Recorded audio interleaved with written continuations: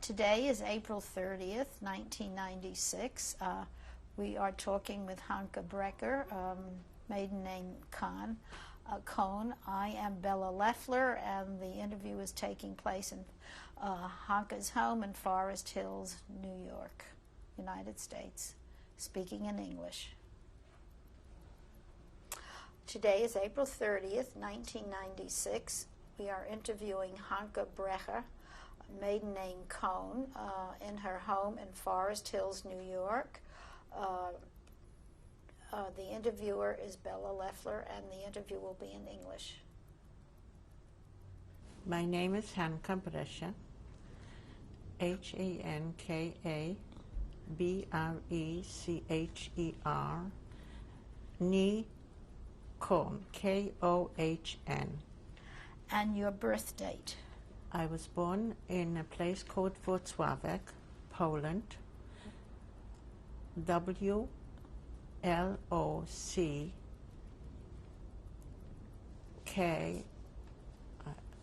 I should have wrote it down. W-T-O-C-L-A-W E-K. Poland, P-O-L-A-N-D, November the 20th, 1928. Now, would you tell me about your family? Your All mother, right. father? I am the youngest of 4 children. My parents, my father's name was Shlomo Cohn. Spell it?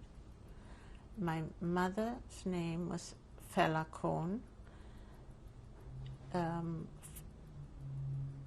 maiden name was Fehrenbach. We lived in a private home. My oldest brother was Abram Cohn.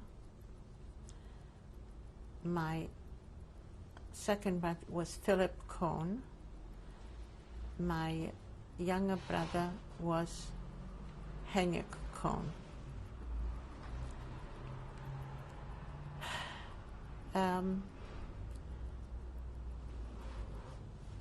My brothers went to a private school. They had it was a Jewish private school. When I was very small, we moved. It was in 1935. We moved to a place called Gdynia. That was on the Baltic Sea. And we lived there in a private home until the war, till 1939, until the Germans occupied Gdynia. After they occupied, they called it Gottenhafen. During the war. Now, let's stop for a moment and go back to what life was like before the war for you. For me, life and actually was very good. We were comfortable. I had wonderful parents. My brothers were very, very nice, what I knew of them, because almost by the time I was born, the 2 older ones were almost out of the house, and my youngest brother too. And when we moved to Gdynia, it was only myself, my parents, and my youngest brother. My father was a Kaufman. I'm going a little bit. He was a merchant. He dealt in silver. There were not many Jewish people in Gdynia. There was no Jewish school. I went to military school, and because we were maybe 40 Jewish families altogether were living in Gdynia, because the Poles were very anti-Semitic, and if for any reason they didn't like your face or they didn't want you, they would tell you to leave. We were the lucky ones, so-called, because I don't know why, I don't understand it. But I heard my father reading the papers to my mother, and there was a lot of anti-Semitism. They were breaking the Jewish, in the Jewish stores, they would break the windows, beat up the Jews on the street. So as a result, until the war broke out, I'll never forget the day when the war broke out. It stands out in my eyes. It was a Thursday, I believe. And I came home and everybody was like very, very quiet. My parents didn't know what to do. There were rumors that there was going to be a war. So my mother, myself, were sent into the city properly to stay in where there was shelter. My father remained in the house. My brother, too. He came and he went home between the apartment and the house. After the Germans came the city was not bombed. After the Germans came to the city, they told all the men between certain ages, I believe was 15 to whatever age, to report. We didn't. My brother and my father and two other gentlemen, I don't remember their names, were staying in the apartment in the city. Who did this apartment belong to? What? It belonged to someone that was a Jewish family.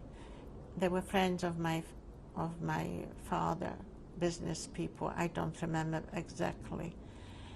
But they left the house. The wife and the child left the house because there was a border town, and everybody was talking, this is what they want. This is what the Germans want, take it, I think, so that they have access to Prussia. Now, I believe. When you say the city, do you mean, which city do you mean? It is Gdynia. We lived on the outskirts, and the proper city, you know, the inside the city, there were big apartment homes. We lived in a private home. And how did your father travel from your private house to the city? Well, there was transportation. What kind of transportation? I think there were buses. There were buses to the city. I don't know if he took a taxi. This I don't remember. But there were taxis. You could take a taxi too. But they were private. Not many people had at the time private cars. I think he would take a taxi or he would go by bus into the city. Now, how would you get to school? Where was your school My located? school was across the street from where I lived. It was a military school. It was brand new. I think the school was built in 1936. And that's where I was chosen. They chose certain children for that school. I just had to cross the street to go to the school. What made it a military school? They named it after a military hero, Polish military hero. And you say there were other Jewish families? No Jewish families in the exact area where I lived. Was there a synagogue? The synagogue was in the city. It was in a big building. They had 2 rooms, and there were also, the office was there from the community. And my father would participate in the services. He was one of the leaders because he was a Kohen, which is a priest, as you know. And when the Germans came in, he finally was persuaded by my mother to come with us to the apartment. And he couldn't take it to be locked up, so he said he walked out and he reported, and since that day I didn't see him again. He walked out and reported of the house to whom? to the Germans. What? And they never released him, and he was sent to a place. I believe it was the Immigrantenhaus. I don't know how you say immigrant house. People that used to come, visitors used to stay there. That the Germans occupied this, and that's where we had to report.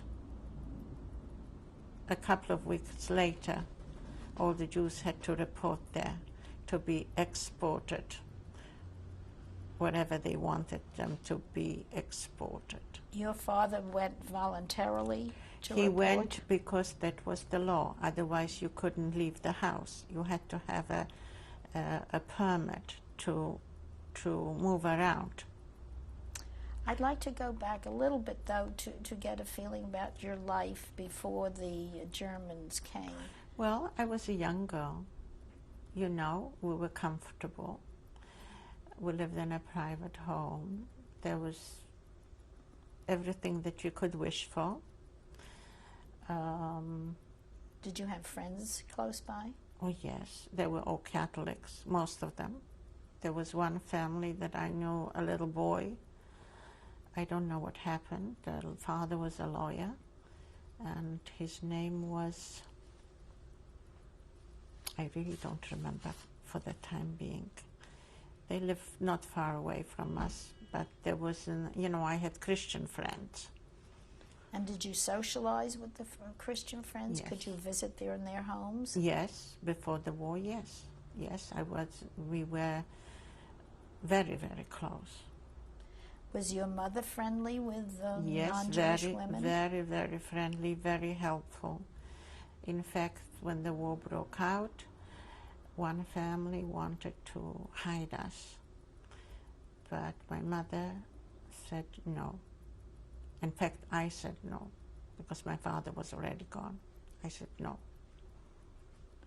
I said I didn't trust them. As little as I was, I didn't trust them.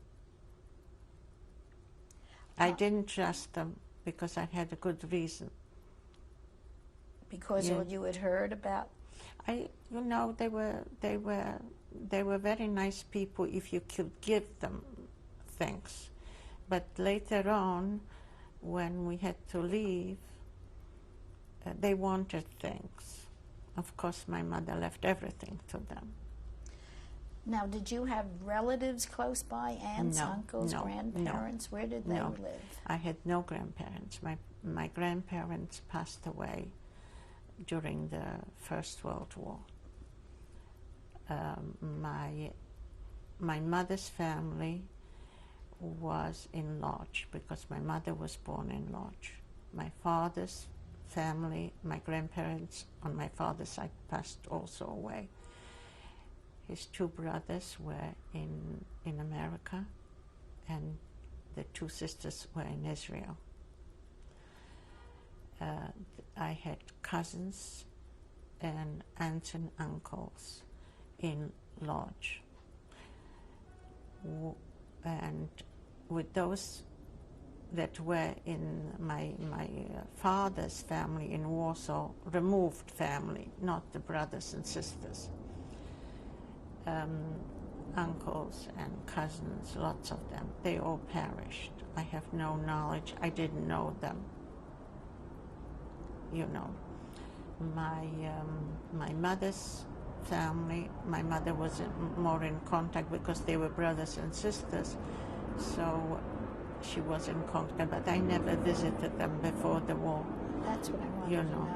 No, I never visited them. I was young and I had school or whatever. Whenever they went by themselves. Would your family celebrate the Jewish holidays? Oh yes, that was all the Jewish holidays. Every Jewish holiday, and they were kosher. We had a kosher house, and they were very, very hospitable. Where would you get kosher meat? Was there a Well, butcher? there was a kosher butcher in Gdynia. And also there was a rich Jewish community in Danzig. You want me to spell it? No, Right that's now all I right. can't spell. That's all right. My father also used to travel a lot to Warsaw, so he would bring things from Warsaw.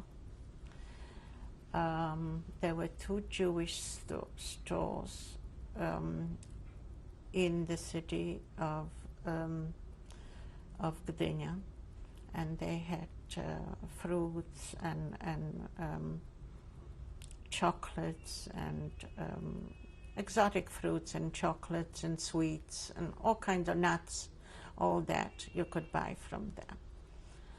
And the butcher, and then there was another one that was a grocery store, I believe. I never went there. Would the Jewish family stay together much, mingle Yeah, well, much? they used to, when they were friends, naturally, they used to meet together. They used to services, and whenever you could. We didn't know from bingo or anything like that. That wasn't done.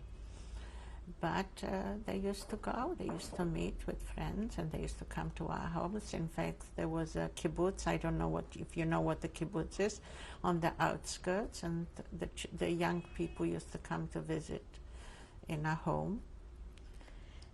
There was a kibbutz. Not very far. I don't remember the city. I think it was Orłowo, but I don't know. They were small towns. I don't know if you're familiar. From Gdynia, you went to Orłowo, Redwowo, Sopot, and Danzig. That was the main chain. In the summer, we would go and spend Sundays. In these places, they were very beautiful places. Gdynia was a very modern city before the war. Very, very modern and very, very beautiful. Now, this kibbutz, was this a training for emigration? That was young people in Poland. If they were Zionists, they would go and volunteer at the time. They didn't have, the parents had to support them. And they would go, they learn Hebrew there, they used to work farms. They used to be self-supporting too. I have never visited, but I know that they used to come for holidays or visit my parents. All right. Was any one of your family involved in that? Yes, my brother Philip, known also as Pinchas, that was his Hebrew name. He was involved in the Zionist movement. In fact, his kibbutz was in Israel. The name of it was Galon. It's towards the Negev. And a lot of people went there. They had one in Częstochowa, in the place Częstochowa too. There was like a sister, and they were involved in it. My youngest brother, who was he was very much involved. In fact, my father and my brother were helping the Germans, the Jewish people that the Germans brought up from Germany. They sent them to a place called Sponschen, and there was like and then they would help them to go to Lodz or to go further. That started already in 1937, 1938, until the end almost. All right, now let's get back to the time when the war was declared. When the war was declared, I remember going with the Polish help to the market, and I don't know how it was, but that's what I remember. And when I came on the bus, everybody was running crazy. The war was declared. When I got home, they wanted us, my brother wanted myself and my father and my mother to go to this apartment because they were afraid of bombing. So that's where we went. I believe that was, I don't remember I know that it was, I don't remember the name of the street. It was right in the center of Gdynia, in the city. I can't remember. Maybe later on it'll come back to me. Right now I can't remember it. We stayed there until my father was taken away. How long was that? Probably after 10 days. No, maybe less, 7 days or something like that. You see, the Poles, what they did with the food, they put everything in the sea, in the Baltic Sea. So there was no food. They didn't want to give the Germans the food, so they dumped it in the sea. So there was a very bad shortage. We had to stand online to get a piece of bread. And so my mother and myself, we left the house to get the bread. And when we got back, my father was gone, and so was my brother. And my brother ran away, my youngest brother, Hanka, he ran away because they were looking for him. Where did he run, do you know? Yes, he went to the place where I was born, Wrocławek. And from that day, I haven't seen him or heard from him until sometimes in the ghetto, when we were in the ghetto. The in Lodge ghetto. 1940, 41 or something like that. Which ghetto are we talking about? Lodge ghetto. All right. From when we had to report, we were packed in the cattle cars. You and your mother? My mother and myself and the rest of the Jews.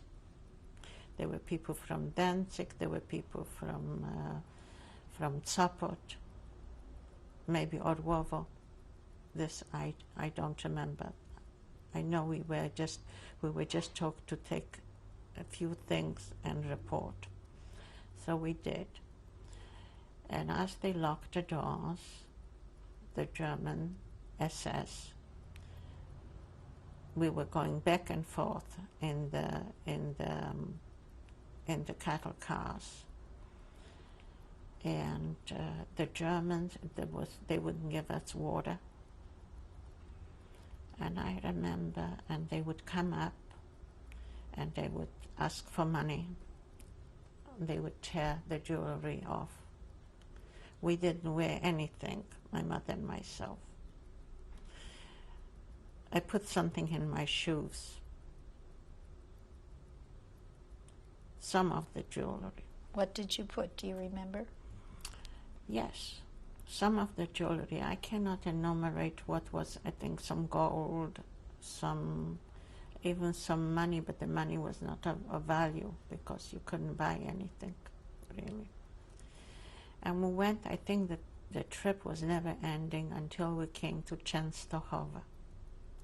When we were in Częstochowa, my mother went to a German, I don't know, I stayed behind. She went to a German and they allowed her to go to Lodz. We could only go where you were born. So my mother was born in Lodz, so we went to Lodz. When we got to Lodz, we had nothing left. What year are we talking about? 1939, I believe that was beginning of November. Beginning of November or maybe end of October. I remember celebrating my birthday there.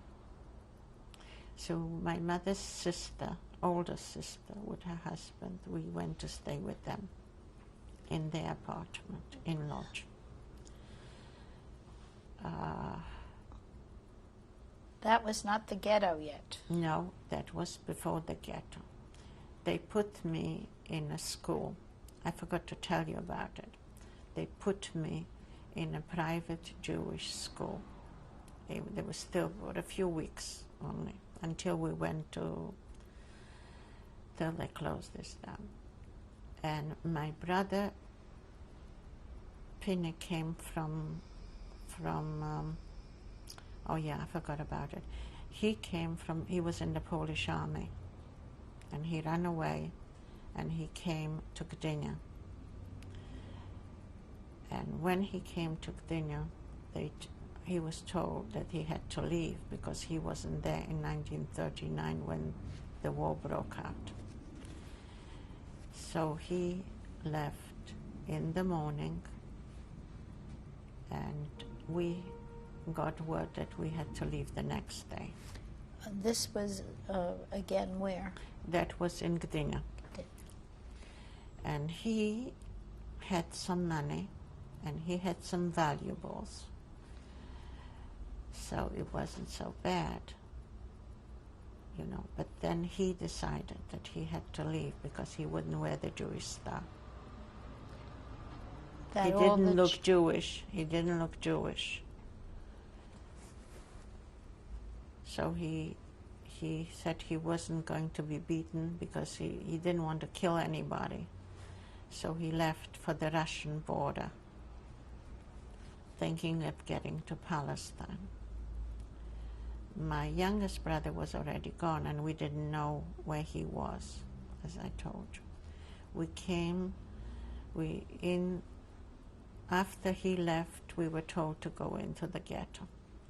My mother, my aunt, and my uncle, and myself, we got a room in what they call the ballot.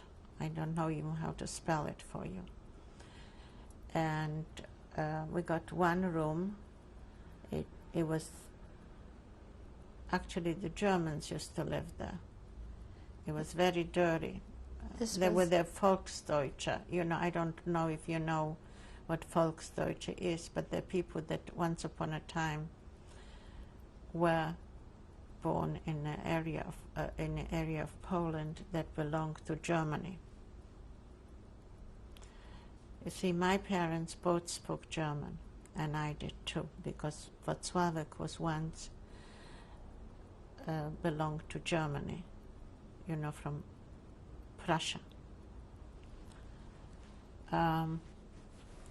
We came to the ghetto, and the only people, you had to have a permit. The only people who could remain in the ghetto were people that could work. This is the Lodge Ghetto now. Yes, in 1940. So after a while, I decided to go to work. How old were you then? Well, that was a joke. How old I was? I think I was 11. I was 11, and I started to work. I went to the school director, and I said to her, I have to work.